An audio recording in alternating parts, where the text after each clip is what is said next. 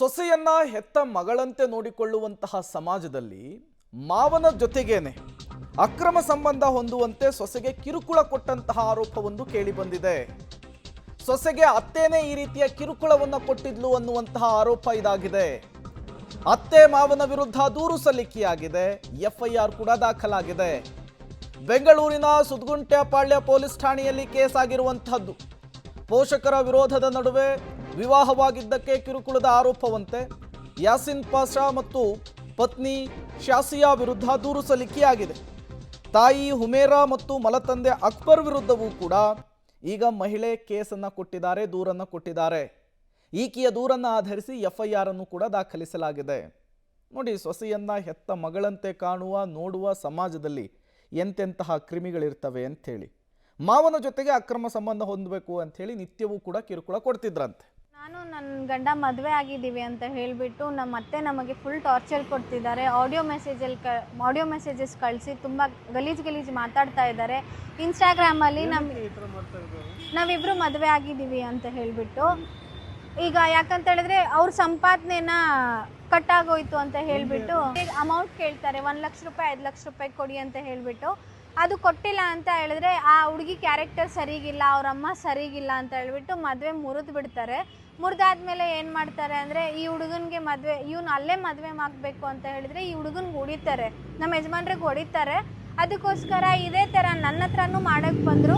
Function ಎಲ್ಲ ಮಾಡಿಬಿಟ್ಟು ನನಗೂ ರಿಂಗು ಒಂದು ಮೊಬೈಲ್ ಕೊಟ್ಟಿದ್ದರು.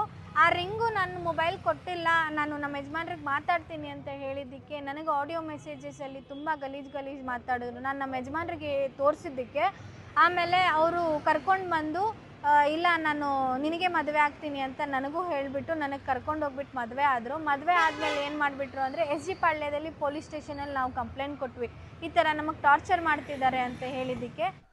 ಮತ್ತಷ್ಟು ಡೀಟೇಲ್ಸ್ ಕೊಡೋದಕ್ಕೆ ಉಮೇಶ್ ನೇರ ಸಂಪರ್ಕದಲ್ಲಿ ಜಾಯ್ನ್ ಆಗಿದ್ದಾರೆ. ಉಮೇಶ್, ಒಂದು ಕಡೆ ಅತ್ತೆಯಿಂದ ಕಿರುಕುಳ ಅಂತಾರೆ, ಮತ್ತೊಂದು ಕಡೆ ಅವರ ಪೇರೆಂಟ್ಸ್ ಬಗ್ಗೆಯೂ ಕೂಡ ಇವರು ಗಂಭೀರವಾಗಿ ಆರೋಪ ಮಾಡ್ತಾ ಇದ್ದಾರೆ. ಏನು ಕಥೆ ಇವ್ರದ್ದು?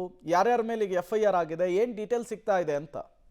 ಪ್ರೇಮ್, ಯಾಸಿನ್ ಪಾಷಾ ಮತ್ತು ಶಾಸಿಯಾ ಅಂತ ಇವರು ಬೆಂಗಳೂರಿನ BTM ಲೇಔಟ್ ನಿವಾಸಿಗಳು. ಕಳೆದ ಮೇನಲ್ಲಿ ಇವರಿಬ್ಬರಿಗೂ ಕೂಡ ಎಂಗೇಜ್ಮೆಂಟ್ ಮಾಡ್ತಾರೆ. ಎಂಗೇಜ್ಮೆಂಟ್ ಆದ ನಂತರದಲ್ಲಿ ಅಂದರೆ ಜುಲೈಯಲ್ಲಿ ಮದುವೆ ಫಿಕ್ಸ್ ಕೂಡ ಆಗಿರುತ್ತೆ. ಆದರೆ ಆ ಎಂಗೇಜ್ಮೆಂಟ್ ಆದ ನಂತರದಲ್ಲಿ ಶಾಸಿಯಾನ ಮದುವೆ ಮಾಡ್ಕೊಳೋದಕ್ಕೆ ಅವರ ಪೋಷಕರು ಹಿಂದೇಟು ಹಾಕುವಂಥದ್ದು, ಅಂದರೆ ವರದಕ್ಷಿಣೆ ಕೊಡ್ತಿಲ್ಲ ಅನ್ನೋ ಕಾರಣಕ್ಕಾಗಿ ಆ ಮದುವೆನ ಮುರಿತಾರೆ. ಈ ಸಂದರ್ಭದಲ್ಲಿ ಮೊದಲೇ ನಿಶ್ಚಿತಾರ್ಥ ಆಗಿದ್ದಂಥ ಯಾಸಿಯಾ ಮತ್ತು ಯಾಸಿನ್ ಪಾಷಾ ಏನಿದ್ದಾರೆ ಇವರಿಬ್ಬರು ಕೂಡ ಮೈಸೂರಲ್ಲಿ ಪೋಷಕರ ವಿರೋಧದ ನಡುವೆ ಮದುವೆ ಆಗಿ ಮತ್ತೆ ಮನೆಗೆ ವಾಪಸ್ ಬಂದಿರುವಂಥದ್ದು. ಬಂದ ನಂತರದಲ್ಲಿ ಆ ಸೊಸೆಗೆ ಅತ್ತೆ ಉಮೇರಾ ಅಂತ ಮತ್ತು ಆ ಮಲತಂದೆ ಅಕ್ಬರ್ ಅಂತೇಳಿ ಇವರಿಬ್ಬರು ಕಿರುಕುಳ ಕೊಡೋಕ್ಕೆ ಶುರು ಮಾಡುವಂಥದ್ದು. ಅದರಲ್ಲೂ ಕೂಡ ಅತ್ತೆ ಉಮೇರಾ ಏನಿದ್ದಾರೆ ಆಕೆ ತನ್ನ ಗಂಡನೊಂದಿಗೆ ಅಕ್ರಮ ಸಂಬಂಧ ಹೊಂದುವಂತೆ ಸೊಸೆಗೆ ಕಿರುಕುಳ ನೀಡಿದ್ಲು.